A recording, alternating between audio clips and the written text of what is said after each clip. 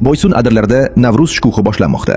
Gap shundaki, uloq ko'pkari va poyga musobaqalari o'tkaziladi. Navruz umumxalq bayrami munosabati bilan Surxondaryo viloyati Boysun tumanida milliy sport o'yinlariga boy katta bayram tadbiri tashkil etiladi. Ma'lum qilinishicha, 2026-yil 17-mart kuni soat 10 da Boysun tumanining Xo'jabulg'on mahallasi hududidagi adirliklarda an'anaviy uloq ko'pkari hamda ot poygasi musobaqalari bo'lib o'tadi. Tadbirda tajribali chavandoz polvonlar, yosh otliq sportchilar hamda milliy sport ishqibozlari ishtirok etishi kutilmoqda. Musobaqa Navruz bayrami shukuhi ostida xalqimizga xos mardlik, jasorat va epchilikni namoyon etadigan milliy an'analar ruhida o'tkaziladi. Musobaqa g'oliblari uchun esa qimmatbaho sovrinlar, novvos, qo'y, sarka hamda pul mukofotlari qo'yilgani ma'lum qilindi. Tashkilotchilar barcha chavandozlar va tomoshabinlarni ushbu milliy sport bayramida faol ishtirok etishga chorlamoqda. Boysun adirlarida o'tadigan ushbu musobaqa Navruz bayrami kayfiyatini yanada ko'tarish kutilmoqda. Videoga like bosib, yaqinlaringizga yuborib qo'yishni unutmang. Surxondaryoliklar kanalini bizda kuzating va kanalimizga obuna bo'ling.